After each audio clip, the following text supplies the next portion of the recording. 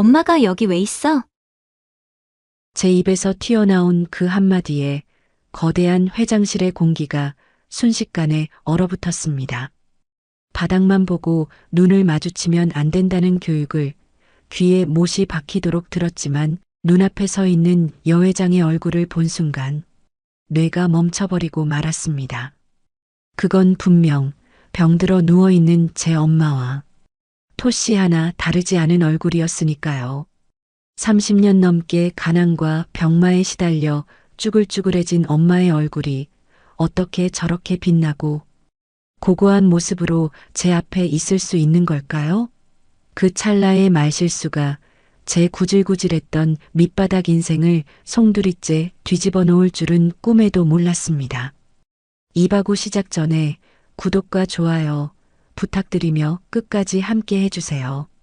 이야기는 오늘 아침 지긋지긋한 알람 소리보다 먼저 울린 문자 메시지 한 통에서 시작되었습니다. 한국병원 원무과 미납병원비 380만 원. 금일 내로 일부라도 납부하지 않으시면 제 입원은 절대 불가능합니다. 휴대폰 액정 위로 뜬 그 글자들이 마치 날카로운 칼날이 되어 제 심장을 콕콕 찌르는 것 같았습니다. 돈이 없어 3일 전 강제 퇴원을 당한 뒤 엄마의 상태는 급격히 나빠지고 있었습니다. 옆에 누운 엄마는 밤새 기침을 하느라 잠을 못 주무셨는지 쌕쌕거리는 숨소리가 거칠었습니다. 병원 침대 대신 차가운 방바닥에서 곰팡이가 슬어 검게 변해가는 천장을 멍하니 바라보며 저는 마른 세수를 했습니다. 은지야, 나 물 좀. 갈라진 엄마의 목소리에 저는 화들짝 놀라 몸을 일으켰습니다. 병원에만 있었어도 산소호흡기를 꼈을 텐데 뼈만 앙상하게 남은 엄마의 손이 허공을 휘젓고 있었습니다. 서둘러 물을 떠다 드렸지만 목구멍으로 넘어가는 소리조차 힘겨워 보였습니다. 엄마, 나 일 갔다 올게. 오늘은 좀 큰데야. 일당도 많이 준대. 이거 받으면 엄마 다시 병원 갈 수 있어. 그래, 미안하다. 나 때문에. 엄마는 힘없는 미소만 지어 보였습니다. 사실 오늘 가는 곳은 인력사무소 소장님이 너 운 좋은 줄 알아라라며 꽂아준 대기업 본사 청소 자리였습니다. 원래 오기로 했던 아주머니가 다리를 다치는 바람에 젊고 빠릿빠릿한 사람이 급하게 필요하다며 제게 연락이 온 것이었죠.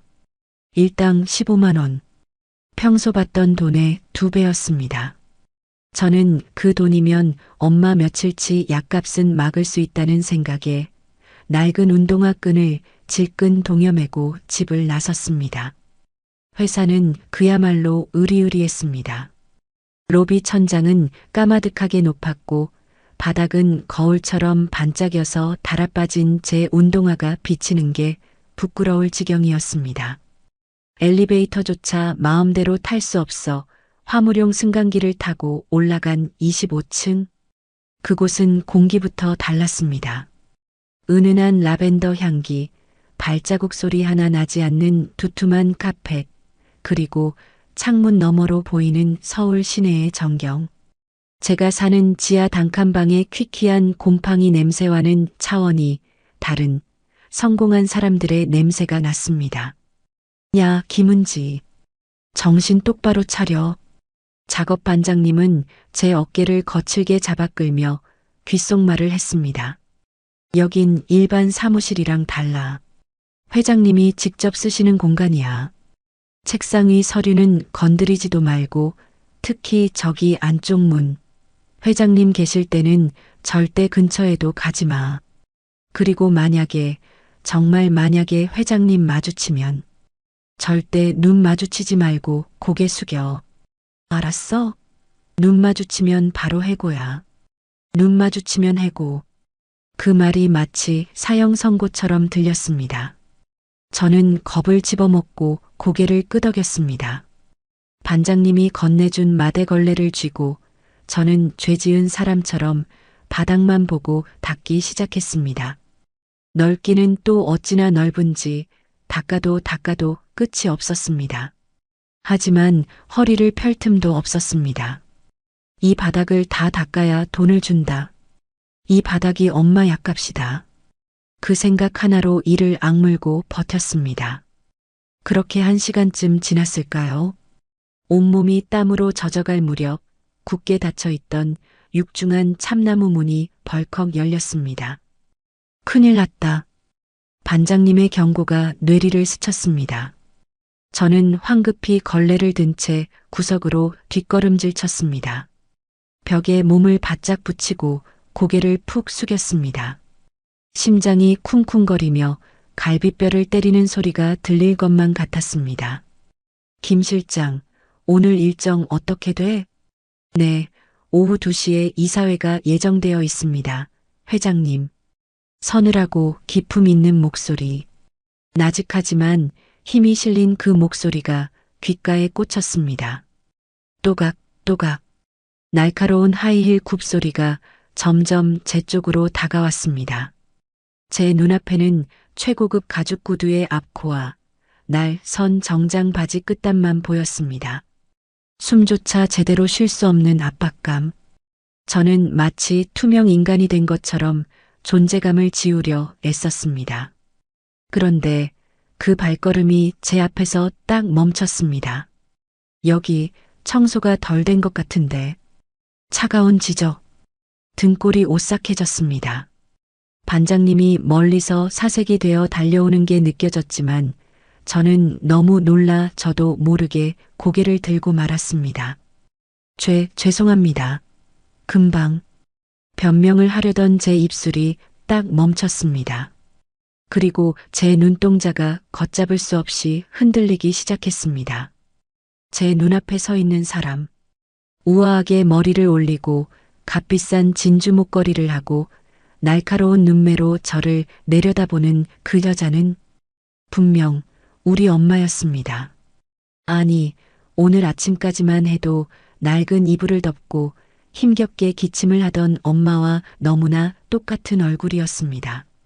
하지만 분위기는 정반대였습니다. 엄마가 시든 풀잎 같다면 이 여자는 가시 돋친 장미 같았습니다. 하지만 눈매, 콧날, 입가에 있는 작은 점, 그리고 미간을 찌푸릴 때 생기는 주름까지.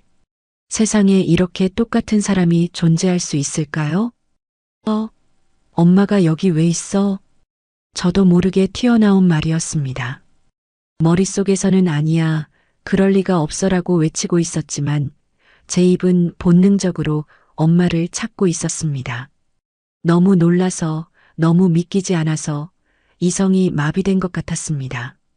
제가 지금 감히 대한민국 재계 서열 10위권인 그룹의 여회장에게 엄마라고 불렀다는 사실조차 인지하지 못했습니다. 회장님의 눈썹이 꿈틀했습니다. 그 표정은 불쾌함인지 아니면 황당함인지 알 수 없었습니다. 하지만 그 짧은 정적을 깨고 반장님과 보안 요원들이 들이닥쳤습니다. 이봐, 미쳤어? 당장 끌어내. 죄송합니다, 회장님. 교육을 제대로 못 시켰습니다. 야, 너 나와. 거친 손길이 제 양팔을 낚아챘습니다. 억세게 끌려가며 낡은 작업복 단추가 투두둑 뜯어졌습니다.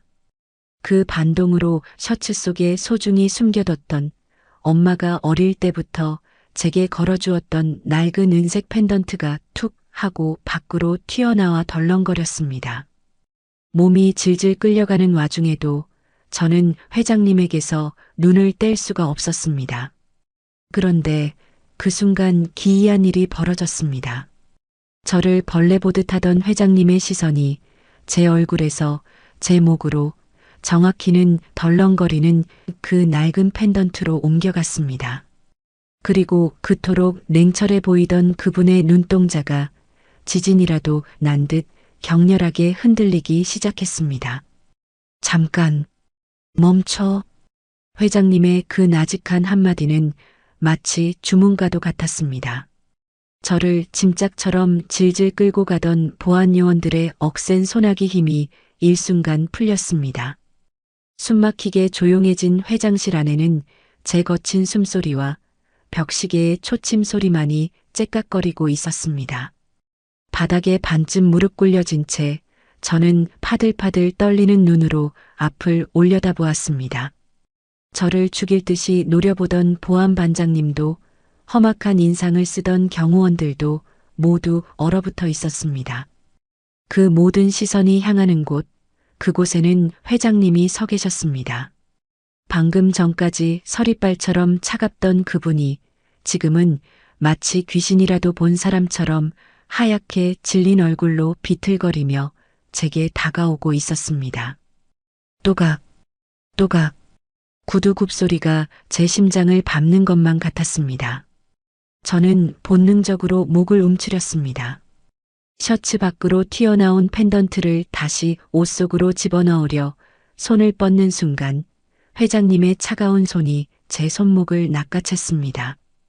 악력이 어찌나 센지 저도 모르게 비명이 터져 나왔습니다.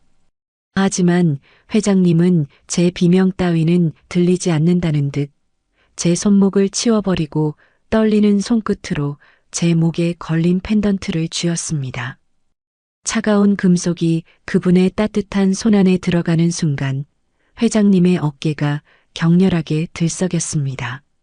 이거 어디서 났니? 목소리가 잘게 부서지고 있었습니다. 분노가 아니었습니다. 도둑을 추궁하는 말투도 아니었습니다. 그건 믿을 수 없는 현실을 부정하고 싶은, 그러면서도 간절히 확인하고 싶은 사람의 절규에 가까웠습니다. 저는 겁에 질려 말을 더듬었습니다. 제 겁니다. 훔친 거 아니에요. 진짜예요. 훔쳤냐고 묻는 게 아니잖아. 회장님이 처음으로 소리를 질렀습니다. 그 고함 소리에 보안 요원들이 움찔하며 뒷걸음질 쳤습니다. 회장님은 숨을 몰아쉬며 펜던트를 쥔 손에 힘을 주었습니다. 그분의 눈동자가 제 얼굴을 훑고 지나가더니 다시 펜던트로 그리고 다시 제 눈으로 돌아왔습니다. 그 시선이 너무나 뜨겁고 집요해서 제 영혼까지 발가벗겨지는 기분이었습니다. 누가 줬어? 어디서 샀어? 말해. 사실대로 말하면 용서해 줄 테니. 엄마가 주셨어요. 어릴 때부터 원래 제 거였다고요. 엄마라는 단어가 나오는 순간 회장님의 눈동자가 지진이 난 듯 흔들렸습니다. 그분이 잡고 있던 제 멱살이 스르르 풀렸습니다. 회장님은 믿기지 않는다는 표정으로 뒷걸음질을 쳤습니다. 그 우아하던 얼굴이 순식간에 무너져 내리고 있었습니다. 엄마, 내 엄마가 이걸 줬다고? 네. 근데 이거 싸구려예요.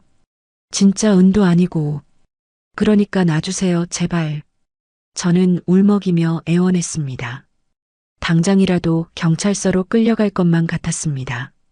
그런데 회장님의 반응은 예상 밖이었습니다. 그분은 비틀거리며 집무 책상 쪽으로 물러나더니 한 손으로 이마를 짚으며 깊은 한숨을 내쉬었습니다. 마치 현기증을 느끼는 사람처럼 위태로워 보였습니다.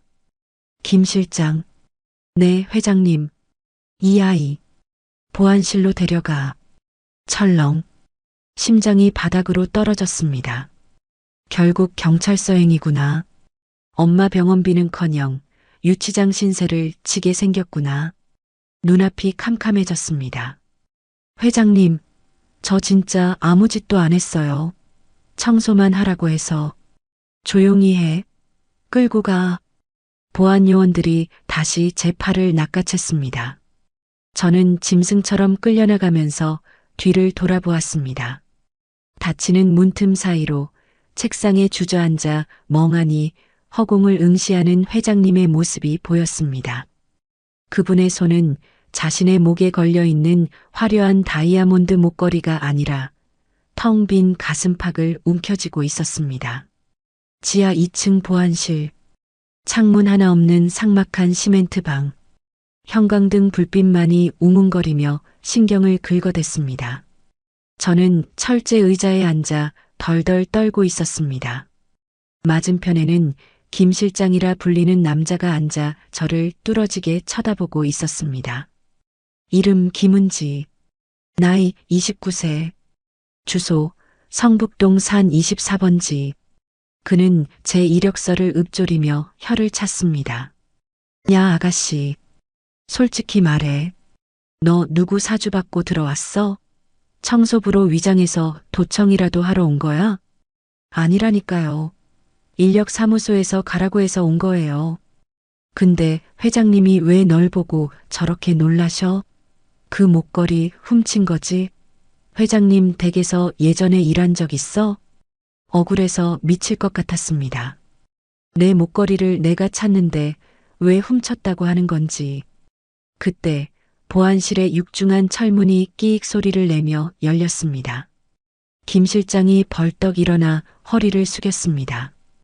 회장님, 여기까지 직접 오셨습니까? 저는 제 눈을 의심했습니다. 그 거대한 그룹의 총수가 곰팡이 냄새나는 지하 보안실까지 직접 내려온 겁니다. 수행원도 없이 홀로. 회장님은 김 실장에게 손짓했습니다. 나가 있어. 아무도 들이지 마. 하지만 회장님 위험할 수도. 나가라니까. 날선 호통에 김 실장이 허둥지둥 밖으로 나갔습니다.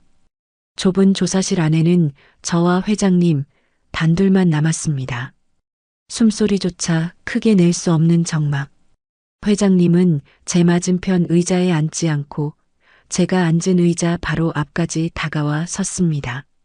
고급 향수 냄새가 땀 냄새 나는 제 코끝을 찔렀습니다. 이름이 은지라고 했니? 방금 전 회장실에서의 날카로움은 온데간데 없고 물기가 어린 목소리였습니다. 저는 겁에 질려 고개만 끄덕였습니다. 회장님은 떨리는 손을 뻗어 다시 한번 제 목에 걸린 펜던트를 만지작거렸습니다. 펜던트 뒷면 닳고 달아 이제는 희미해진 글자 H&O. 회장님의 엄지손가락이 그 글자를 쓰다듬었습니다. 어머니, 성함이 어떻게 되시니? 질문이 뜬금없었습니다. 왜 내 이름을 묻지 않고 엄마 이름을 묻는 걸까요? 하지만 거역할 수 없는 분위기에 저는 기어들가는 목소리로 대답했습니다. 김옥분이요. 그 순간이었습니다. 회장님의 몸이 휘청하더니 그대로 제 앞 바닥으로 주저앉을 뻔했습니다. 책상을 짚고 겨우 버티고 서 계셨지만 그분의 얼굴은 이미 눈물 범벅이 되어 있었습니다. 옥분이라고? 입술을 달달 떨며 제 엄마의 이름을 되뇌는 그 모습이 너무나 기괴하면서도 한편으론 가슴 아프게 다가왔습니다. 대한민국 최고의 부자가 달동네 단칸방에 사는 병든 노인네의 이름을 부르며 왜 저렇게 우는 걸까요? 살아계시니? 네. 엄마 말이야. 지금 어디 계시니? 회장님의 눈빛은 간절함을 넘어 광기마저 서려 있었습니다. 저는 본능적으로 엄마를 보호해야 한다는 생각이 들었습니다. 이 부자들이 우리 엄마에게 무슨 짓을 하려는 건 아닐까? 빚 때문에 찾아온 걸까? 저는 입을 꾹 다물었습니다. 하지만 제 침묵에 회장님은 더 다급하게 제 어깨를 잡고 흔들었습니다. 말해다오, 제발. 아프시니? 어디 병원에 있어? 내가 도와줄 수 있어. 도와준다. 그 말 한마디가 제 경계심을 무너뜨렸습니다. 오늘 아침 병원비가 없어 쫓겨나던 엄마의 뒷모습, 산소호흡기조차 없이 헐떡이던 그 숨소리, 자존심이고 뭐고 엄마를 살려야 한다는 생각에 저는 무너지고 말았습니다. 집에 계세요. 병원비가 밀려서 며칠 전에 쫓겨났어요. 지금 많이 아프세요. 살려주세요, 회장님. 제가 잘못했어요. 저는 회장님의 바짓단을 잡고 엉엉 울어버렸습니다. 그런데 회장님은 저를 뿌리치지 않았습니다. 오히려 바닥에 쪼그리고 앉아 더러운 제 손을 두 손으로 감싸쥐었습니다. 그분의 따뜻한 체온이 차가운 제 손등 위로 전해졌습니다. 미안하다. 미안해. 누구에게 하는 말인지 모를 사과를 웅얼거리며 회장님은 제 손등 위로 뜨거운 눈물을 뚝뚝 흘리셨습니다. 도대체 이게 무슨 상황인 걸까요? 저는 혼란스러움에 눈물조차 멈추고 그분을 바라보았습니다. 나랑 엄마랑 닮아서? 아니면 이 펜던트 때문에? 한참을 그렇게 흐느끼던 회장님이 갑자기 정신을 차린 듯 벌떡 일어났습니다. 그리고 지갑에서 수표 뭉치를 꺼내 제 손에 쥐어주었습니다. 액수를 확인할 새도 없었습니다. 이거 가지고 가서 엄마 맛있는 거 사드리고 약도 사드리고 해. 그리고 오늘 일은 아무한테도 말하면 안 된다. 알겠니? 네. 해고. 아닌가요? 가봐. 어서. 회장님은 마치 도망치듯 보안실을 빠져나갔습니다. 닫힌 철문 너머로 멀어지는 구두 소리가 아까보다 훨씬 더 처연하게 들렸습니다. 손에 쥐어진 수표 뭉치와 쫓겨나듯 나온 회사 정문. 저는 꿈을 꾼 건가 싶어 제 볼을 꼬집어 보았습니다. 하지만 손에 들린 돈은 진짜였고 목에 걸린 펜던트는 여전히 차가웠습니다. 터덜터덜 버스를 타고 달동네 입구에 도착했을 땐 이미 해가 지고 있었습니다. 가로등도 없는 좁은 골목길을 올라가며 저는 계속 회장님의 얼굴을 떠올렸습니다. 엄마와 똑같이 생긴 얼굴. 하지만 옥굿을 굴러가듯 고운 목소리. 그리고 엄마의 이름을 부르며 흘리던 그 눈물. 옥분이라고? 녹슨 철문을 열고 지하 단칸방으로 들어섰습니다. 습한 곰팡이 냄새가 훅 끼쳐왔습니다. 아침보다 더 짙어진 냄새. 그 어둠 속에서 콜록거리는 기침 소리가 들려왔습니다. 은지 왔니? 이불을 뒤집어 쓰고 누워있는 엄마. 저는 불을 켜는 것도 잊은 채 엄마 머리맡에 앉았습니다. 창백하고 주름진 얼굴, 듬성듬성한 흰머리. 오늘 낮에 본 회장님과는 하늘과 땅 차이였습니다. 하지만 자세히 들여다보니 보였습니다. 회장님의 눈매, 회장님의 콧날. 두 사람은 너무나 닮았습니다. 아니, 그냥 같은 사람이었습니다. 엄마. 응? 우리 딸 힘들었지? 엄마 혹시 쌍둥이였어? 제 뜬금없는 질문에 기침을 하던 엄마의 등이 순간 멈칫했습니다. 아주 짧은 정적. 하지만 그 정적이 제게는 천둥 소리보다 크게 들렸습니다. 엄마는 천천히 고개를 돌려 저를 바라보았습니다. 그 눈동자가 낮에 회장님이 보여주었던 그 흔들리던 눈동자와 겹쳐 보였습니다. 그게 무슨 소리냐? 나는 천의 고아인데. 엄마의 목소리가 미세하게 떨리고 있었습니다. 거짓말을 할 때마다 시선을 피하는 엄마의 버릇. 엄마는 돌아누우며 이불을 머리 끝까지 올렸습니다. 피곤하다. 불 좀 꺼다오. 등을 돌린 엄마의 낡은 내복 위로 참았던 숨을 몰아쉬는 듯한 어깨의 들썩임이 보였습니다. 저는 목에 걸린 펜던트를 꽉 움켜쥐었습니다. 이 낡은 쇠조각 안에 제가 모르는 엄청난 비밀이 숨겨져 있다는 확신이 들었습니다. 그리고 오늘 만난 그 여회장님이 제 비루한 인생의 유일한 구명줄이 될지도 모른다는 예감도 함께 말이죠. 은지를 보내고 난 뒤 강희의 회장은 집무실로 돌아와 소파에 털썩 주저앉았습니다. 엄마가 여기 왜 있어? 그 아이의 떨리는 목소리가 희애의 귓가에서 떠나지 않았습니다. 희애는 비틀거리며 책상으로 다가가 털썩 주저앉았습니다. 그리고 떨리는 손으로 자신의 목을 더듬었죠. 수천만 원을 호가하는 다이아몬드 목걸이에 차가운 감촉. 하지만 희애의 손끝이 기억하는 것은 30년 전 자신의 목에 걸려있던 조잡한 검종이 은박지 펜던트였습니다. 옥분아. 기억은 30년 전 살을 애는 듯한 바람이 불던 경기도 외곽의 천사원으로 거슬러 올라갔습니다.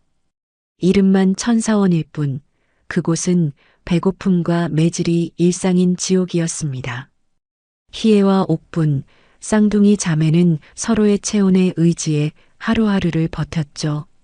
태어날 때부터 심장이 기형적으로 약했던 언니 희애, 그리고 그런 언니를 위해 늘 제 밥을 덜어주고 매를 대신 맞던 동생 옥분.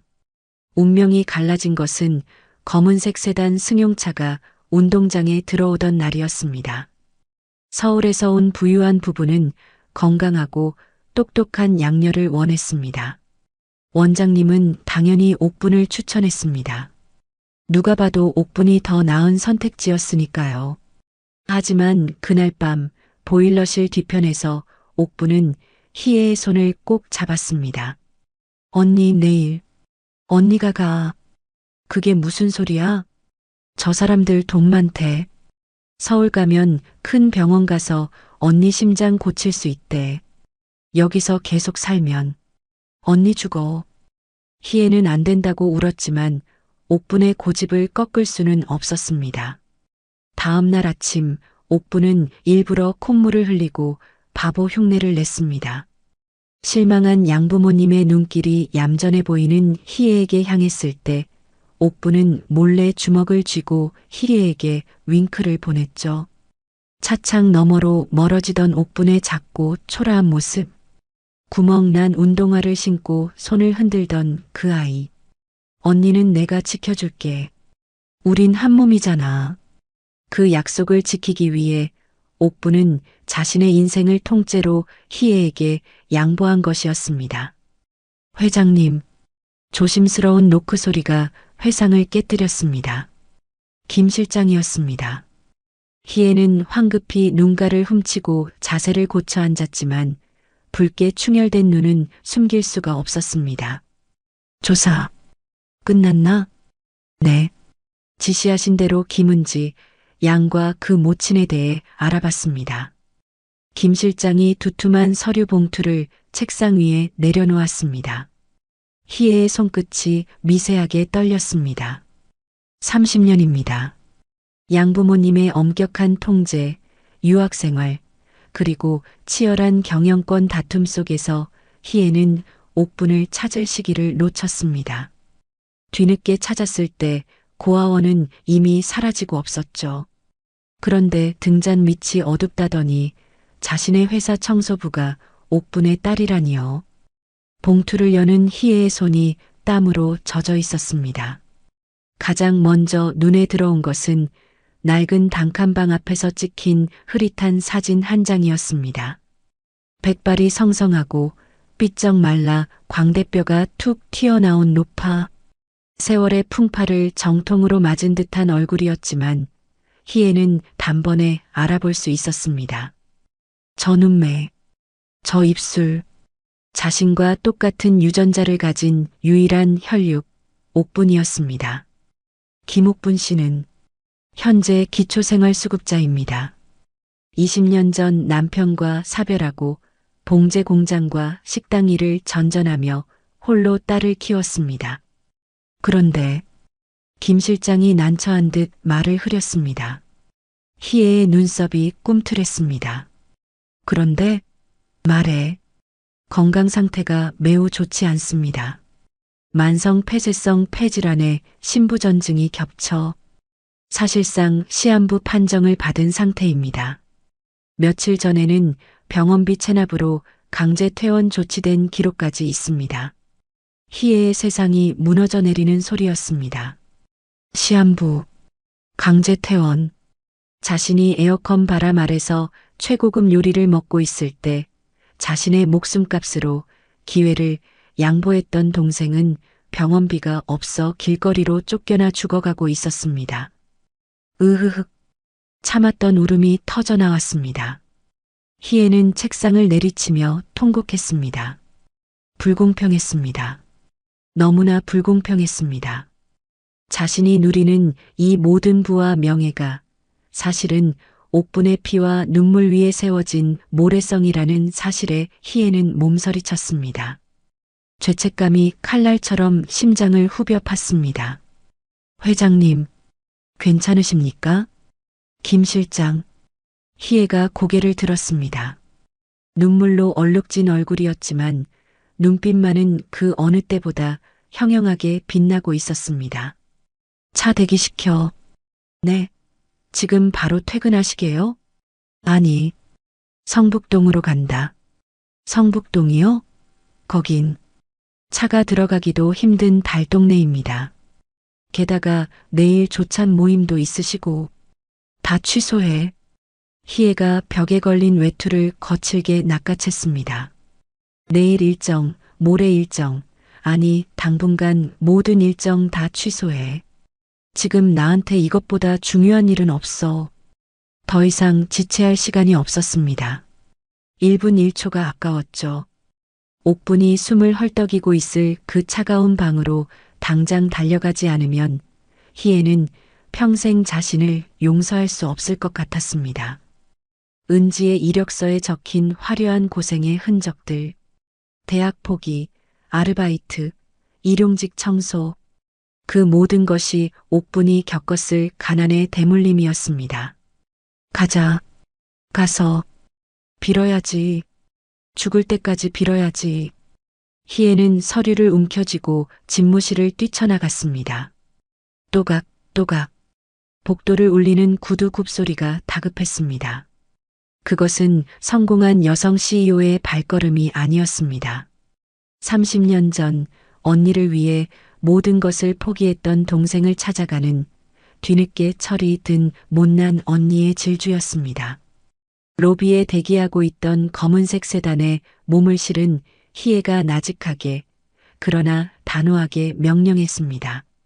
성북동 산 24번지. 밟아. 차가 미끄러지듯 어둠 속으로 출발했습니다. 차창 밖으로 스쳐 지나가는 화려한 도심의 네온 사인들이 모두 가짜처럼 느껴졌습니다. 진짜 삶은, 진짜 핏줄은 저 어둡고 가난한 곳에서 자신을 기다리고 있었으니까요. 희애는 덜렁거리는 자신의 화려한 목걸이를 움켜쥐었습니다. 그리고 속으로 끊임없이 되뇌었습니다. 기다려, 옥분아. 언니가 가. 제발 살아만 있어줘. 거대한 태풍이 제 인생을 덮치러 오고 있다는 사실을 꿈에도 모른 채 그날 밤 우리 동네의 어둠은 유난히 고요하기만 했습니다. 회장님이 쥐어준 수표 뭉치를 낡은 장판 밑에 숨겨두고도 저는 불안해서 한숨도 잘 수가 없었습니다. 낮에 겪었던 그 기묘한 일들이 자꾸만 꿈처럼 현실감을 잃어갔기 때문이죠. 엄마의 기침 소리는 끊어질 듯 이어졌고 천장에서 떨어지는 물방울 소리가 톡, 톡 제 심장을 두드리는 것만 같았습니다. 은지야, 자니? 아니, 앉아. 엄마, 물 줄까? 엄마는 대답 대신 가슴을 쥐어뜯으며 마른 기침을 토해냈습니다. 약을 사왔지만 이미 굳어버린 폐에는 별 소용이 없는 것 같았습니다. 저는 엄마의 등을 쓸어내리며 속으로 빌고 또 빌었습니다. 제발 하루만 더 버텨줘. 내일 날 밝으면 이 돈으로 당장 큰 병원 갈 수 있어. 의사 선생님한테 빌어서라도 다시 입원시켜달라고 할게. 그러니까 제발. 그때였습니다. 조용하던 골목길이 갑자기 대낮처럼 환해진 것은 거친 엔진 소리와 함께 낡아빠진 창호지 문 틈새로 강력한 불빛이 칼날처럼 들이닥쳤습니다.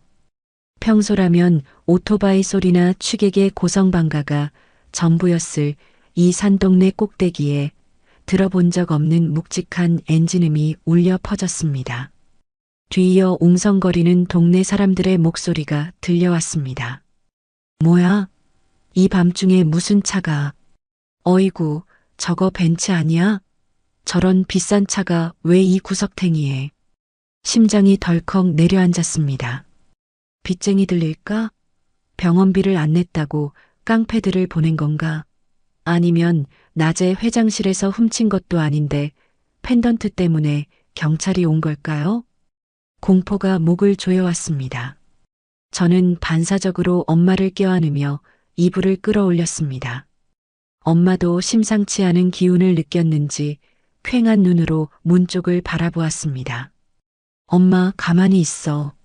내가 나가볼게. 누구냐? 빚쟁이니? 아니야, 아무것도 아니야. 내가 알아서 할게. 저는 떨리는 손으로 문고리를 잡았습니다. 야구 방망이 대신 구석에 있던 빗자루라도 들어야 하나 고민하던 찰나 밖에서 또각 또각 하는 소리가 들려왔습니다. 깨진 시멘트 바닥을 지지기는 날카롭고 단호한 구두 굽소리. 그 소리는 정확히 우리 집 문 앞에서 멈췄습니다. 벌컥. 노크도 없이 낡은 알루미늄 세시 문이 거칠게 열렸습니다. 누구세요? 저는 비명을 지르며 앞을 막아섰습니다. 하지만 문 밖에서 쏟아지는 눈부신 자동차 헤드라이트 불빛을 등지고 서 있는 실루엣을 본 순간 저는 입을 다물 수밖에 없었습니다. 고급스러운 트렌치 코트 자락이 밤바람에 휘날리고 흐트러진 머리카락 사이로 번들거리는 눈빛. 낮에 보았던 그분, 강희의 회장님이었습니다. 그런데 모습이 이상했습니다. 낮에 보았던 그 빈틈없이 완벽하던 회장님이 아니었습니다. 화장은 눈물에 번져 있었고 한쪽 구두 굽은 험한 골목길을 올라오느라 흙투성이가 되어 있었습니다. 숨을 헐떡이며 서 있는 그분의 모습은 마치 전쟁터에서 살아 돌아온 병사처럼 처절해 보였습니다. 비켜. 회장님이 짧게 말했습니다. 회장님. 여길 어떻게 비키라고. 회장님은 저를 거칠게 밀치고 좁은 단칸방 안으로 신발도 벗지 않은 채 성큼성큼 들어왔습니다. 삼평 남짓한 좁은 방. 곰팡이 냄새와 노인 냄새, 그리고 약 냄새가 뒤섞인 비루한 공간. 100만 원짜리 구두가 닿기엔 너무나 더럽고 누추한 바닥이었습니다. 하지만 회장님은 그런 것 따위는 안중에도 없다는 듯 방 한가운데 덩그러니 놓인 요 위로 시선을 고정했습니다. 갑작스러운 소란에 엄마가 힘겹게 눈을 떴습니다. 누구세요? 회장님은 엄마의 그 갈라진 목소리를 듣자마자 다리에 힘이 풀린 듯 그대로 바닥에 무릎을 꿇었습니다. 쿵 소리가 날 정도로 세게. 최고급 코트 자락이 지니겨졌지만 그분은 신경도 쓰지 않았습니다. 그분의 시선은 오직 뼈만 앙상하게 남은 엄마의 얼굴에 박혀 있었습니다. 옥분아. 회장님의 입에서 터져나온 그 이름. 이불을 덮고 있던 엄마의 눈이 휘둥그레졌습니다. 흐릿하던 엄마의 동공이 지진이라도 난 듯 흔들리기 시작했습니다. 엄마는 믿을 수 없다는 듯 떨리는 손을 허공으로 뻗었습니다. 희애. 언니. 으흐흑. 엄마의 입에서 언니라는 말이 떨어지자마자 회장님은 짐승 같은 울음을 토해내며 엄마를 와락 끌어안았습니다. 이 바보 같은 기집애야. 이 미련 곰탱이 같은 기집애야. 왜 이러고 있어? 왜 여기서 이러고 죽어가고 있냐고. 회장님의 통곡 소리가 좁은 방 안을 쩌렁쩌렁 울렸습니다. 엄마의 앙상한 어깨가 회장님의 품 안에서 바스러질 듯 안겼습니다. 저는 멍하니 그 광경을 바라보았습니다. 대한민국 최고의 부자가 내 엄마를 안고 오열하고 있습니다. 언니라고 불렀습니다. 그럼 낮에 내가 느꼈던 그 기묘한 닮음이 착각이 아니었다는 건가요? 제가 짐작했던 그 엄청난 비밀이 사실이었던 건가요? 언니, 진짜 언니야? 나 꿈꾸는 거 아니지? 엄마의 눈에서도 주르륵 눈물이 흘러내렸습니다. 엄마는 앙상한 손으로 회장님의 얼굴을 더듬었습니다. 언니, 많이 늙었다. 근데 곱다. 성공했구나. 다행이다. 진짜 다행이다. 자기 몸은 썩어 들어가면서도 언니가 성공해서 다행이라며 웃는 엄마. 그 말에 회장님은 가슴을 쥐어뜯으며 바닥을 쳤습니다. 뭐가 다행이야. 내가 너를 잊고 호의호식하면서 사는 동안 넌 여기서 밥도 못 먹고 약도 못 쓰고 내가 죽일년이야. 내가 죄인이야. 회장님은 엄마의 발치에 이마를 찌으며 사죄했습니다. 그때 고아원에서 내가 나 살린 거야. 내가 양보해서 내가 내 대신 공장 가서 내 인생은 내가 준 거야, 옥분아. 근데 내가 그걸 몰랐어. 너무 늦게 왔어. 미안해, 정말 미안해. 30년 전의 진실. 은박지로 만든 펜던트를 나눠 가졌던 그날의 약속. 저는 문가에 서서 입을 틀어막았습니다. 우리 엄마가 그토록 가난하고 힘들게 살았던 우리 엄마가 사실은 저 대단한 회장님의 자리를 양보하고 희생했다는 사실이 믿기지 않았습니다. 가슴 한구석이 욱신거려 견딜 수가 없었습니다. 한참을 그렇게 서로를 부둥켜 안고 울던 두 사람. 먼저 정신을 차린 건 회장님이었습니다. 회장님은 눈물을 쓱 닦아내더니 무언가 결심한 듯 표정을 굳혔습니다. 그리고는 핸드폰을 꺼내 어딘가로 전화를 걸었습니다. 김 실장 들어와. 당장. 1분도 채 되지 않아 검은 정장을 입은 건장한 남자들과 의료진 복장을 한 사람들이 좁은 골목길을 뚫고 들이닥쳤습니다. 들것이 들어오고 각종 의료 장비들이 세팅되었습니다. 동네 사람들이 웅성거리며 창문 너머로 구경을 했습니다. 우리 집 앞은 순식간에 난리통이 되었습니다. 회장님, 구급차 대기시켰습니다. 바로 서울대병원 VIP 병동으로 이송하겠습니다. 조심해. 털끝 하나라도 다치면 가만 안 둬. 회장님은 직접 엄마의 손을 잡고 들건 옆을 지켰습니다.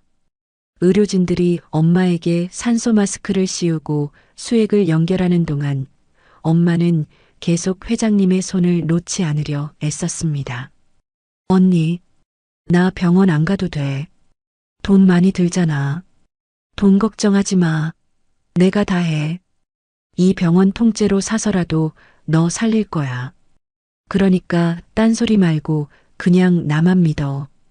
회장님의 호통에 엄마는 안도한 듯 스르르 눈을 감았습니다. 들것이 방을 빠져나가는 순간 회장님이 문가에 멍하니 서 있는 저를 돌아보았습니다. 밤바람에 헝클어진 머리, 퉁퉁 부은 눈. 하지만 저를 바라보는 그 눈빛만은 낮에 보았던 그 차가운 회장님이 아니었습니다. 회장님은 저에게 다가와 제 어깨를 두 손으로 꽉 잡았습니다. 은지라고 했지? 목소리가 떨리고 있었습니다. 놀랐지? 많이 무서웠지? 미안하다. 이모가 너무 늦게 왔어. 이모. 그 한마디가 제 가슴속 응어리를 터뜨렸습니다. 서러움이 복받쳐 올랐습니다. 남들 다 있는 이모, 남들 다 있는 친척 하나 없이 외롭게 살아온 제 인생에 처음으로 이모라는 단어가 들어왔습니다. 이제부턴 너희 엄마 그리고 너 아무도 건드리지 못하게 할 거야. 지긋지긋한 가난도 병원비 걱정도 무시당하는 서름도 오늘로 다 끝이다. 회장님은 제 손을 잡고 밖으로 이끌었습니다. 가자. 엄마 옆에 있어 드려야지. 밖으로 나오니 눈이 부시게 하얀 앰뷸런스가 대기하고 있었고 그 뒤로 검은 세단들이 줄지어 서 있었습니다. 평생을 어둠 속에서 살았던 우리 모녀에게 처음으로 눈부신 빛이 쏟아지는 순간이었습니다.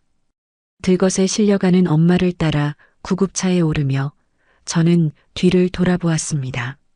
저 캄캄하고 냄새나는 지하 단칸방. 나의 20대가 통째로 저당 잡혔던 저 지옥 같은 곳. 이제 다시는 저기로 돌아오지 않으리라.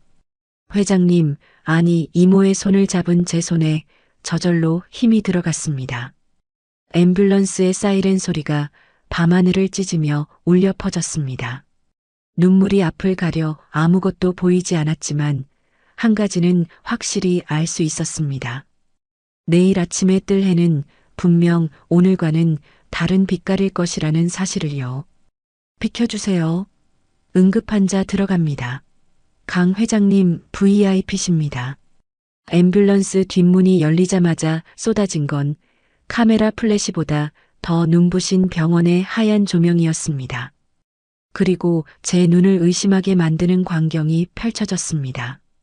하얀 가운을 입은 수십 명의 의사들이 도열해 있었고 그중 가장 나이 지긋해 보이는 병원장이 직접 뛰어나와 들 것을 맞이했습니다. 회장님, 늦어서 죄송합니다. 최고의 의료진을 대기시켰습니다. 다 필요 없고 무조건 살려내. 이 사람 잘못되면 당신들 병원 문 닫을 줄 알아. 이모. 아니, 회장님의 서슬 퍼런 불호령에 병원장의 얼굴이 하얗게 질렸습니다. 며칠 전 병원비가 밀렸다며 우리 모녀를 잡상인 쫓아내듯 내몰았던 원무과 직원이 저 멀리서 사색이 되어 떨고 있는 모습도 보였습니다. 엄마의 들것이 VIP 전용 엘리베이터로 빨려 들어가듯 사라지고 저와 회장님도 그 뒤를 따랐습니다. 엘리베이터가 20층, 로열 스위트층에 멈췄습니다. 제가 평생 청소하며 닦았던 바닥보다 더 깨끗한 대리석 복도, 문을 열고 들어간 병실은 말이 병실이지 제가 살던 단칸방 10개를 합쳐놓은 것보다 넓은 호텔 스위트룸이었습니다. 창밖으로는 서울 시내의 야경이 파노라마처럼 펼쳐져 있었고 공기청정기에서는 숲속 같은 상쾌한 바람이 나오고 있었습니다. 환자분 바이탈 안정적입니다. 영양 상태가 너무 안 좋으셔서 쇼크가 온 것 같은데 영양제 투여하고 집중 치료하면 금방 기력 찾으실 겁니다. 의사의 그 한마디에 꼿꼿하게 서 있던 회장님의 어깨가 그제야 툭 하고 내려앉았습니다. 회장님은 잠든 엄마의 손을 한번 꼭 쥐어보고는 뒤에 서 있던 저를 돌아보았습니다. 은지야. 네. 이리 와봐. 회장님은 제 낡은 패딩 점퍼와 무릎 나온 청바지, 그리고 흙탕물이 튄 운동화를 훑어보았습니다. 그 눈빛은 경멸이 아니라 뼈아픈 속상함이었습니다. 회장님은 제 손목을 잡아 끌었습니다. 나가자. 어딜? 엄마는요? 엄마는 의사들이 지킬 거야. 지금 급한 건 엄마가 아니야. 바로 너지. 회장님이 저를 데리고 간 곳은 병원 지하 주차장이었습니다. 다시 검은 세단에 올라탄 우리는 강남의 한 명품 백화점으로 향했습니다. 밤 10시가 넘은 시각, 백화점은 이미 문을 닫았어야 했습니다. 하지만 회장님의 차가 도착하자 셔터가 올라가고 점장으로 보이는 사람들이 정문 앞에 나와 90도로 허리를 숙였습니다. 오셨습니까, 회장님? 마치 영화 속 주인공이 된 기분이었습니다. 텅 빈 백화점, 오직 우리만을 위해 불을 밝힌 매장들. 회장님은 거침없이 3층 여성복 매장으로 직행했습니다. 이거, 그리고 저 마네킹이 입은 거 싹 다 꺼내와. 사이즈는 55면 되겠네. 직원들이 군대처럼 일사불란하게 움직였습니다. 회장님은 제 손에 들려있던 낡은 짐꾸러미를 빼서 옆에 있던 비서에게 던지듯 넘겼습니다. 이건 다 버려. 태워버리든지. 안 돼요. 거기 엄마 내복이랑. 새로 사. 세상에서 제일 좋은 걸로 다 새로 사줄 거야. 그러니까 그 구질구질한 기억들, 저 옷가지랑 같이 다 태워버려. 회장님의 단호한 눈빛에 저는 입을 다물었습니다. 탈의실 거울 앞에 선 제 모습은 낯설기 그지없었습니다. 고급스러운 실크 블라우스, 딱 떨어지는 정장 슬랙스, 그리고 부드러운 캐시미어 코트. 옷이 날개라더니 거울 속의 여자는 더 이상 일용직 청소부 김은지가 아니었습니다. 나와봐. 쭈뼛거리며 밖으로 나가자 소파에 앉아있던 회장님이 천천히 일어났습니다. 회장님은 제 옷매무새를 직접 만져주며 헝클어진 제 머리카락을 귀 뒤로 넘겨주었습니다. 차가워 보이던 그 손길이 어찌나 따뜻하던지 눈물이 핑 돌았습니다. 이제 좀 내 조카 같네. 회장님이 씁쓸하게 웃었습니다. 은지야, 너 그동안 고개 숙이고 사는 게 버릇이 됐지? 청소하면서 바닥만 보고 사람들 눈치 보고 죄송하다는 말을 입에 달고 살았지? 제 폐부를 찌르는 말에 저도 모르게 고개를 푹 숙였습니다. 그러자 회장님의 두 손이 제 얼굴을 감싸고 강제로 고개를 들게 했습니다. 들어. 고개 숙이지 마. 앞으로는 절대 그 누구 앞에서도 고개 숙이지 마. 너는 대한민국 10대 그룹인 한성그룹 강희의 회장의 하나뿐인 조카고 내 뒤를 이을 유일한 핏줄이야. 알았어? 심장이 쿵쾅거렸습니다. 후계자라니, 핏줄이라니. 너무나 거창해서 현실감이 없었지만 거울 속에 비친 회장님과 제 모습은 소름 끼치도록 닮아 있었습니다. 누가 봐도 우리는 가족이었습니다. 네, 이모. 처음으로 용기 내어 불러본 호칭. 회장님의 입꼬리가 부드럽게 올라갔습니다. 그래, 가자. 엄마 배고프시겠다. 제일 비싸고 맛있는 거 사서 병원으로 가자. 다시 병원으로 돌아왔을 때 엄마는 깨어 있었습니다. 산소호흡기 대신 콧줄만 하고 있었지만 얼굴색이 한결 편안해 보였습니다. 엄마는 몰라보게 달라진 제 모습을 보고 눈이 휘둥그레졌습니다. 은지냐? 세상에, 우리 딸 맞아? 언니, 정신이 좀 들어? 이모가 엄마 침대맡에 앉아 죽을 떠먹여 주었습니다. 전복이 통째로 들어간 특제 전복죽. 엄마는 평생 먹어본 적 없는 귀한 음식을 받아 먹으며 자꾸만 눈물을 훔쳤습니다. 희애야, 이거 꿈 아니지? 나 죽어서 천국 온 거 아니지? 천국은 무슨, 여기가 천국보다 더 좋아. 그러니까 죽을 생각 말고 여기서 나랑 천년만년 살아. 알았어? 투박하게 쏘아붙이는 이모의 말투에 엄마가 웃음을 터뜨렸습니다. 좁은 단칸방에서 기침소리만 가득했던 우리 가족에게 처음으로 웃음꽃이 피어난 순간이었습니다. 그때 병실 문이 열리고 낯익은 얼굴이 들어왔습니다. 김 실장님이었습니다. 그는 이모에게 서류철 하나를 건넸습니다. 회장님, 지시하신 대로 처리했습니다. 그래, 은지야, 이것 좀 봐라. 이모가 던져준 서류철을 열어본 저는 숨을 들이켰습니다. 성북동 산 24번지 일대 매입 계약서. 그리고 그 밑에는 제가 일했던 인력사무소 소장에 잡힐 사과문과 저를 해고하라고 소리쳤던 청소 반장의 심할서가 들어 있었습니다. 내가 살던 그 동네, 내가 싹 다 밀어버리고 재개발할 거야. 너한테 가난의 냄새를 묻혔던 그 지긋지긋한 집구석, 흔적도 없이 지워버릴 거라고. 이모. 그리고 내일 아침에 회사로 출근해라. 네. 청소하러요? 제 멍청한 되물음에 이모가 피식 웃었습니다. 청소는 무슨, 경영 수업 받으러 와야지. 내일부터 너는 내 비서실로 출근해서 내가 어떻게 저 높은 자리에 앉아 있는지 똑똑히 봐도. 그리고 배워.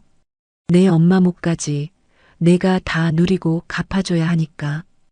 경영 수업. 청소 도구를 들고 드나들던 그 높은 빌딩에 이제는 주인이 되기 위해 들어가는 겁니다. 저는 펜던트를 꽉 쥐었습니다. 엄마가 30년 전 이모에게 주었던 기회. 이모가 다시 저에게 돌려준 그 기회. 절대 놓치지 않겠다고 다짐했습니다. 할게요. 배우겠습니다. 제 눈빛이 달라진 것을 느꼈는지 이모가 만족스러운 듯 고개를 끄덕였습니다. 창문 너머로 동이 트고 있었습니다. 붉게 타오르는 태양빛이 병실 안으로 쏟아져 들어와 우리 세 여자의 얼굴을 비추었습니다. 어제와는 다른 태양, 어제와는 다른 공기. 일용직 청소부 김은지는 죽었습니다.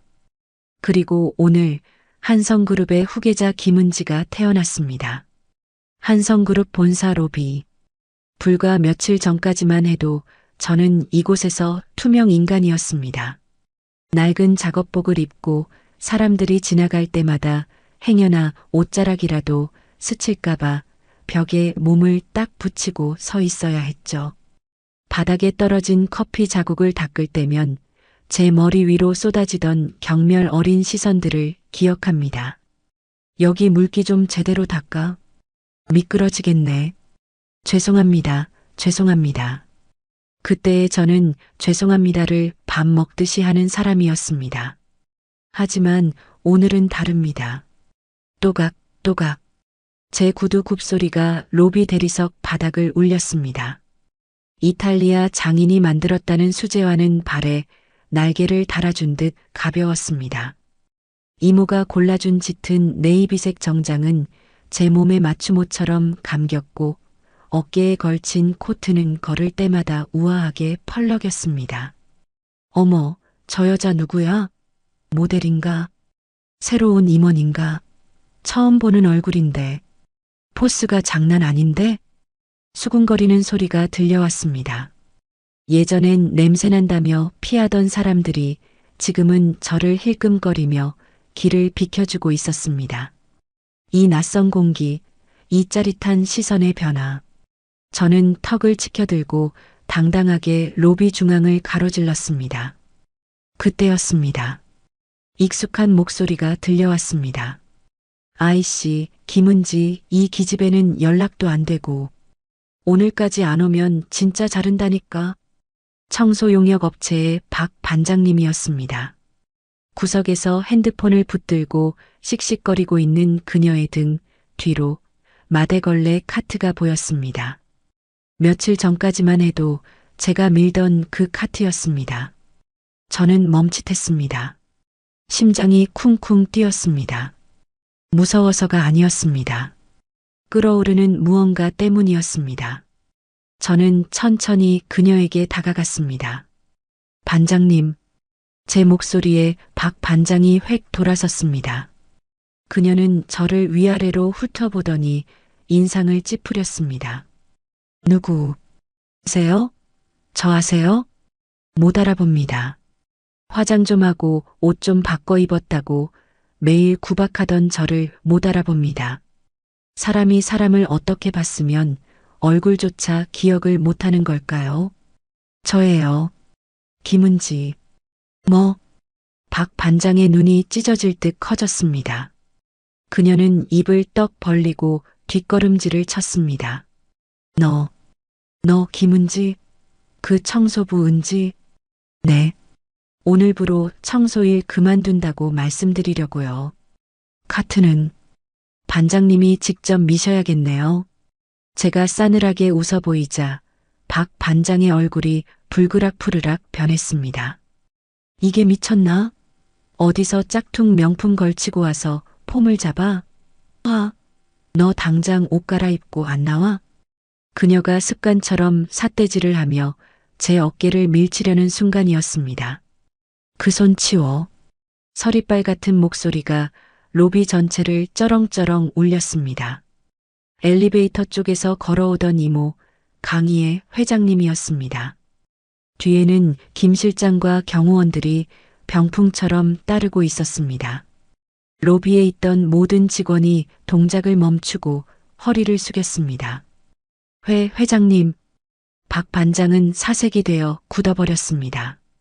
그녀의 손은 허공에서 멈춘 채 바들바들 떨리고 있었습니다. 이모는 천천히 다가와 박 반장의 손을 더러운 거라도 잡듯 손가락 끝으로 톡 쳐내고는 제 어깨를 감싸 안았습니다. 우리 조카 몸에 손 떼면 그 손목 성치 않을 텐데. 조카요? 박 반장뿐만이 아니었습니다.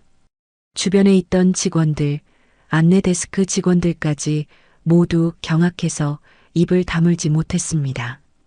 그래, 내 조카, 김은지. 이모는 보란듯이 제 이름을 또박또박 불렀습니다. 오늘부터 내 비서실에서 근무할 거야. 그러니 앞으로 이 아이한테 함부로 구는 건 곧 나한테 함부로 구는 걸로 간주하겠어. 박 반장은 다리에 힘이 풀렸는지 그 자리에 주저앉아 버렸습니다. 아이고, 회장님. 저는 몰랐습니다. 죽을 죄를 지었습니다. 그녀는 바닥에 머리를 찌우며 빌기 시작했습니다. 며칠 전 엄마 병원비를 가불해달라고 빌던 제 모습이 겹쳐 보였습니다. 통쾌하면서도 한편으론 씁쓸했습니다. 힘이란 게 이런 거구나. 고개 한번 끄덕이는 걸로 사람을 살릴 수도 죽일 수도 있는 거구나. 일어나세요, 반장님. 제가 차갑게 말했습니다. 해고하진 않을게요. 대신 저 카트 반장님이 직접 미세요. 이 넓은 로비 먼지 한 톨 없이 혼자 다 닦으시라고요. 제가 그랬던 것처럼. 박 반장은 감지덕지하며 연신 고개를 조아렸습니다. 그녀에게 가장 무서운 벌은 해고가 아니라 자신이 부리던 사람의 자리에 떨어지는 것일 테니까요. 잘했다. 품위 있게 밟아줬어. 엘리베이터에 오르자 이모가 제 등을 두드려 주었습니다. 우리는 25층 회장실이 아닌 15층 대회의실로 향했습니다. 오늘 임원 회의가 있다고 했습니다. 긴장하지 마. 넌 그냥 내 옆에 앉아있기만 하면 돼. 나머진 내가 알아서 할 테니. 회의실 문이 열리고 양복쟁이들이 일제히 기립했습니다. 그중 유독 눈에 띄는 한 사람. 뱀처럼 날카로운 눈매를 가진 중년 남성, 최상무였습니다. 그는 이모의 최측근인 척하지만 뒤로는 회장 자리를 노리는 야심가라고 김 실장님이 귀띔해 주었죠. 오셨습니까, 회장님? 그런데 뒤에 계신 분은? 최상무의 시선이 저에게 꽂혔습니다. 탐색하는 듯 끈적한 눈빛. 인사들 해. 오늘부터 내 수행비서로 일할 김은지 대리야. 수행비서요? 채용 공고도 없었는데 갑자기. 내 핏줄인데 공고가 필요한가? 이모의 폭탄 발언에 회의실이 술렁였습니다. 핏줄이라니. 독신으로 알려진 강 회장에게 숨겨진 핏줄이 있었다니. 최상무의 눈썹이 꿈틀했습니다. 핏줄이라뇨? 회장님께 형제분이 계시다는 소리는 금시초문입니다만 자네가 내 족보까지 꿰고 있어야 하나? 그리고 최상무, 자네 말이 좀 많군. 이모는 의자에 비스듬히 기대앉으며 최상무를 쏘아보았습니다. 어제 내 뒷조사하고 다닌 쥐새끼가 한 마리 잡혔는데 혹시 자네가 아는 놈인가? 최상무의 표정이 일순간 굳어졌습니다. 이모는 웃고 있었지만 눈은 전혀 웃고 있지 않았습니다. 조심해. 내 가족 건드리는 놈은 내 손으로 목을 비틀어 버릴 거니까. 살벌한 경고. 회의실 안은 찬물을 끼얹은 듯 조용해졌습니다. 저는 꿀꺽 침을 삼켰습니다. 이모는 저를 보호하기 위해 늑대들이 우글거리는 이 소굴에 자신의 이빨을 드러낸 겁니다. 회의가 끝난 후 최상무가 제 곁을 지나치며 나지막이 속삭였습니다. 반갑습니다. 김은지 대리. 어디서 굴러먹다 온 뼈다귀인지는 모르겠지만 오래 버티길 바라죠. 그의 조롱 섞인 말에 예전 같으면 겁먹어 움츠러들었을 겁니다. 하지만 저는 이모의 손을 잡고 있었습니다. 그리고 제 가슴 속에는 엄마의 희생이 만든 강철 같은 심장이 뛰고 있었습니다. 저는 최 상무의 눈을 똑바로 쳐다보며 미소 지었습니다. 걱정 마세요, 상무님. 저는 뼈다귀가 아니라 이 회사의 주인이 될 사람이니까요. 상무님이야말로 발밑 조심하세요. 미끄러지면 많이 아플 텐데. 제 당돌한 대꾸에 최 상무의 얼굴이 일그러졌습니다. 그 꼴을 보니 10년 묵은 체증이 내려가는 것 같았습니다. 뒤에서 이모가 흐뭇하게 웃고 있는 게 느껴졌습니다. 네, 이제 시작입니다. 청소부 김은지의 인생 2막. 걸레 대신 펜을 잡고 작업복 대신 정장을 입고 이 거대한 빌딩 숲에서 저 늑대들을 제치고 당당하게 살아남아 보일 겁니다. 창밖으로 보이는 서울의 풍경이 제 발밑에 있었습니다. 높은 곳의 공기는 차가웠지만 그만큼 상쾌했습니다. 엄마, 지켜봐줘. 나 절대 안 져. 화려한 낙하산. 사람들은 저를 그렇게 불렀습니다. 회장님의 조카라는 이유만으로 하루아침에 대리 명함을 판 무임승차자. 최 상무에게 당당하게 맞섰던 패기는 일주일이 지나자 너덜너덜해져 있었습니다. 비서실의 공기는 차가웠습니다. 제가 다가가면 수군거리던 입들이 조개처럼 닫혔고 점심시간에는 누구도 저에게 같이 가자는 말을 하지 않았습니다. 강 대리님, 이거 복사 좀 부탁해요. 아, 양면으로요. 할 줄 아시죠? 명문대 출신 엘리트라는 김 과장은 저를 대놓고 무시하며 잡일만 시켰습니다. 제가 복사기 앞에서 끙끙대고 있으면 뒤에서 킥킥거리는 비웃음 소리가 들려왔습니다. 버텨야 해. 엄마를 봐서라도, 이모를 봐서라도. 저는 입술을 깨물며 복사기 버튼을 눌렀습니다. 청소부 시절엔 투명 인간이었는데 지금은 왕따라니. 옷만 바뀌었지 외로운 건 매한가지였습니다. 그러던 어느 날 기회가 찾아왔습니다. 아니, 위기라고 해야 할까요? 그룹의 사활이 걸린 스마트시티 입찰 최종 프레젠테이션 날이었습니다. 담당 임원인 최 상무가 갑자기 배탈이 났다며 병원에 입원해 버린 겁니다. 명백한 꾀병이자 이모를 엿먹이려는 수작이었습니다. 회장님, 어떡합니까? 발표자가 없으면 입찰 포기나 마찬가지입니다. 김 실장님이 발을 동동 구를 때 이모의 시선이 저에게 꽂혔습니다. 은지야, 내가 해. 네, 전 아무것도 모르는데요. 자료는 다 준비돼 있어. 넌 가서 읽기만 하면 돼. 내 조카가 이 정도 배포도 없으면 안 되지. 이모의 믿음, 아니 도박. 저는 떠밀리듯 발표 자료가 든 USB를 쥐고 회의장으로 향했습니다. 심장이 터질 것 같았습니다. 수많은 심사위원과 경쟁사 임원들이 지켜보는 자리. 단상에 올라 노트북에 USB를 꽂았습니다. 그런데 파일을 찾을 수 없습니다. 화면에 뜬 에러 메시지. 머릿속이 하얗게 변했습니다. 분명 파일이 있다고 했는데 폴더는 텅 비어 있었습니다. 객석에서 웅성거리는 소리가 들려왔습니다. 맨 뒷자리에서 묘한 미소를 짓고 있는 최 상무의 부하 직원이 보였습니다. 함정이구나. 나를 그리고 이모를 전 국민 앞에서 망신 주기 위한 함정. 김은지 대리 뭐합니까? 시작 안 해요? 심사위원장의 재촉. 식은땀이 등을 타고 흘러내렸습니다. 이모의 얼굴이 굳어가는 게 보였습니다. 도망치고 싶었습니다. 하지만 지금 도망치면 저는 영원히 무능한 낙하산으로 남을 겁니다. 그리고 엄마를 살려준 이모의 얼굴에 먹칠을 하게 되겠죠. 그때 문득 지난달 청소할 때 주워들었던 이야기가 떠올랐습니다. 스마트시티 기획팀 회의실 청소를 하다가 쓰레기통을 비우며 엿들었던 그들의 격렬한 논쟁. 우리 강점은 기술이 아니에요. 감성이라고요. 노인들을 위한 케어 시스템. 맞아. 경쟁사들은 죄다 AI니 모니 기술만 자랑하는데 우린 사람에 집중해야 해.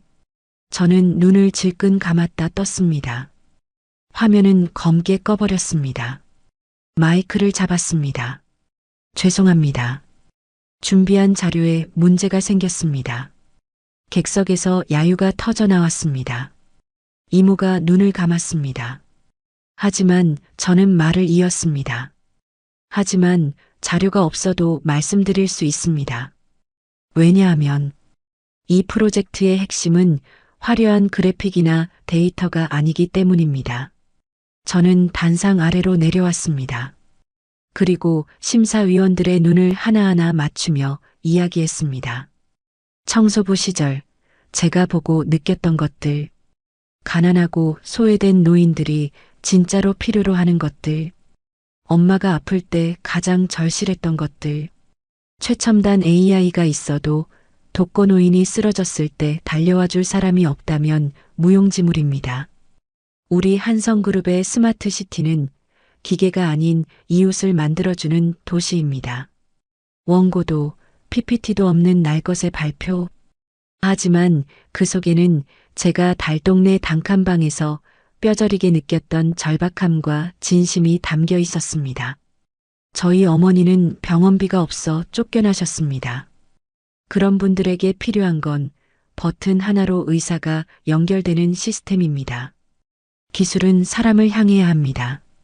제 목소리가 떨리면서도 힘있게 회의장을 채웠습니다. 어느새 야유는 사라지고 정적만이 흐르고 있었습니다. 심사위원장의 안경 너머 눈빛이 변하는 게 보였습니다. 5분, 10분. 제 발표가 끝나자 잠시 정적이 흘렀습니다. 그리고 짝, 짝, 짝. 심사위원장이 먼저 박수를 쳤습니다. 뒤이어 우레와 같은 함성이 터져 나왔습니다. 브라보. 이게 진짜지. 그래, 사람 냄새가 나야지. 저는 다리가 풀려 주저앉을 뻔했습니다. 단상 뒤쪽에서 이모가 벌떡 일어나 저를 향해 엄지손가락을 치켜 세우고 있었습니다. 그 옆에서 최상무의 끈앞풀은 얼굴이 사색이 되어 전화기를 붙들고 어딘가로 사라지고 있었습니다. 그날 저녁 한성그룹은 입찰 따냈습니다. 비서실의 분위기는 180도 바뀌었습니다. 저를 무시하던 김 과장이 제일 먼저 달려와 커피를 타주었습니다. 강 대리님, 아니 강 팀장님, 정말 대단하셨습니다. 제가 사람 보는 눈이 좀 있는데 처음부터 범상치 않으시다고 생각했습니다. 역겨운 아부였지만 웃어넘겼습니다. 이제 그들의 인정 따위는 중요하지 않았으니까요. 퇴근길 이모가 저를 불렀습니다. 최상무지시지? USB. 네. 아마도요. 가만 안 둬. 내일 당장 감사팀 풀어서. 아니요, 이모. 놔두세요. 제가 말리자 이모가 의외라는 듯 쳐다봤습니다. 제가 할게요. 제 힘으로 잡을게요. 오늘처럼요. 이모가 다 해주면. 저 진짜 낙하산밖에 안 되잖아요. 제 말에 이모가 멍하니 있다가 호탕하게 웃음을 터뜨렸습니다. 하하, 그래 맞다. 내 조카 맞네. 독한 거 보니까 옥분이보다 나를 더 닮았어. 이모는 제 어깨를 감싸 안았습니다. 가자. 오늘 엄마가 찜닭 먹고 싶대. 우리는 어깨동무를 하고 회사를 나섰습니다. 뒤따르는 경호원들, 쏟아지는 직원들의 존경 어린 시선. 더 이상 저는 숨지 않습니다. 최상무가 파놓은 함정은 오히려 저를 날아오르게 만든 도약대가 되었습니다. 낙하산은 추락하지 않습니다. 바람을 타고 더 멀리, 더 높이 날아갈 뿐입니다. 이제 마지막 남은 찌꺼기들을 청소하러 갈 시간입니다. 한성그룹 대회의실. 긴장감이 감도는 공기 속 임시 주주총회가 열리고 있었습니다. 안건은 단 하나. 최명석 상무이사 해임안. 단상에 선 최상무는 뻔뻔한 얼굴로 마이크를 잡았습니다. 이건 모함입니다. 저 김은지라는 낙하산이 자기 무능함을 덮으려고 충신인 저를 음해하는 겁니다. 주주 여러분, 속지 마십시오. 그의 거품 문 항변에 주주들이 술렁거렸습니다. 며칠 전 입찰 성공으로 제 주가가 올랐다지만 아직 최상무의 세력은 건재했습니다. 그는 저를 노려보며 비릿한 미소를 지었습니다. 내가 감히 날 이길 수 있을 것 같아? 라고 말하는 듯 했습니다. 저는 천천히 자리에서 일어났습니다.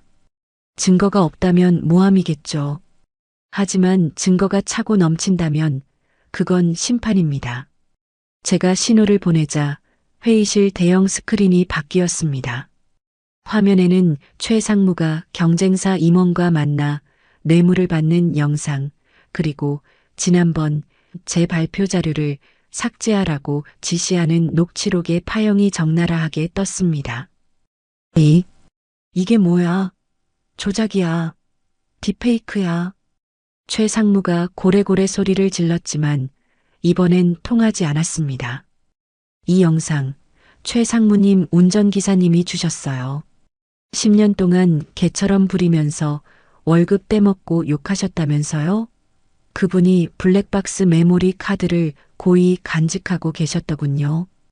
그리고 녹취록은 상무님이 시켜서 제 USB 건드린 그 직원분이 자백하셨고요. 제가 정직원 채용 걸고 회유했더니 바로 술술 불던데요. 저의 차분한 설명에 주주총회장은 아수라장이 되었습니다. 저런 파렴치한 놈, 당장 끌어내. 경찰들이 들이닥쳤습니다. 최상무는 끝까지 발악하며 저에게 달려들려 했지만 이모의 경호원들에게 제압당해 개처럼 질질 끌려나갔습니다. 김은지, 강희애, 두고 봐. 내가 가만 안 둬.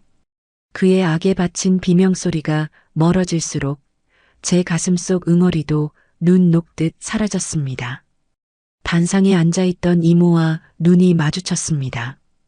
이모는 저에게 윙크를 보냈습니다.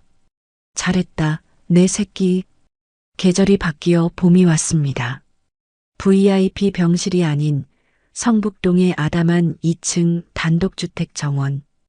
이모가 우리 가족이 함께 살 집이라며 선물한 곳이었습니다.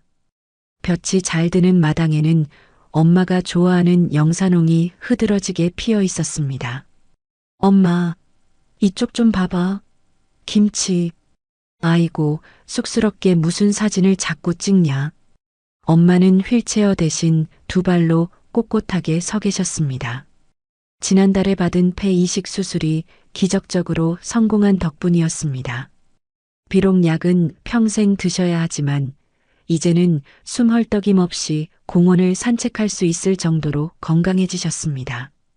뽀얗게 살이 오른 엄마의 얼굴에선 더 이상 고단한 세월의 흔적을 찾을 수 없었습니다. 언니, 나도 같이 찍어. 은지야, 타이머 맞춰. 이모가 앞치마를 두른 채 뛰어나왔습니다. 대한민국 재계서열 12회장님이 주말마다 우리 집 마당에서 바비큐를 굽는다는 걸 누가 알까요? 이모는 엄마 옆에 딱 붙어 팔짱을 꼈습니다. 쌍둥이 아니랄까봐 웃는 모습이 데칼코마니처럼 똑같았습니다. 자, 찍습니다. 하나, 둘, 셋. 찰칵. 카메라 셔터 소리와 함께 우리 세 여자의 웃음소리가 봄바람을 타고 퍼졌습니다. 사진 속의 우리는 세상 그 누구보다 행복해 보였습니다. 30년 전 고아원 담벼락 아래서 찢어졌던 두 자매의 운명이 30년 후 제 손을 통해 다시 하나로 이어진 겁니다. 그날 밤 엄마와 이모 그리고 저는 거실에 둘러앉아 옛날 이야기를 나누었습니다. 그때 은지, 내가 회장실에서 엄마라고 안 불렀으면 어쩔 뻔했니? 이모가 과일을 깎으며 말했습니다. 그러게. 나 그때 진짜 죽는 줄 알았어. 이모 눈빛이 얼마나 무서웠는지 알아? 어머, 얘 좀 봐. 내가 언제? 난 처음부터 널 보고 찌릿했다니까? 깔깔거리며 웃는 우리를 보며 엄마가 조용히 미소 지었습니다. 엄마의 목에는 아직도 그 낡은 펜던트가 걸려 있었습니다. 이모가 아무리 비싼 다이아몬드 목걸이를 사줘도 엄마는 저 펜던트가 제일 좋다고 했습니다. H&O 희애와 옥분. 저는 창문을 열고 밤하늘을 올려다보았습니다. 저 멀리 남산타워가 반짝이고 제가 일하는 한성그룹 본사 빌딩의 불빛도 보였습니다. 불과 몇 달 전만 해도 저 불빛들은 저를 비웃는 것 같았는데 이제는 저를 응원하는 등대처럼 보입니다. 가난하고 비루했던 청소부 김은지는 이제 없습니다. 하지만 저는 그 시절의 저를 잊지 않을 겁니다. 바닥을 닦으며 흘렸던 땀방울, 무시당하며 삼켰던 눈물, 단칸방에서 엄마의 등을 쓸어내리며 빌었던 간절함. 그 모든 것이 지금의 저를 만든 가장 단단한 뿌리니까요. 은지야, 뭐해? 들어와서 과일 먹어. 응, 가요 엄마, 이모. 저는 창문을 닫고 따뜻한 온기가 가득한 거실로 나의 사랑하는 가족 곁으로 돌아갔습니다. 길고 길었던 겨울이 가고 우리에게도 드디어 완벽한 봄이 찾아왔습니다. 오늘의 이바구는 여기까지입니다. 끝까지 함께 해주셔서 감사드리며 구독과 좋아요 눌러주시면 놀라운 인생 사연들을 누구보다 먼저 무료로 만나보실 수 있습니다.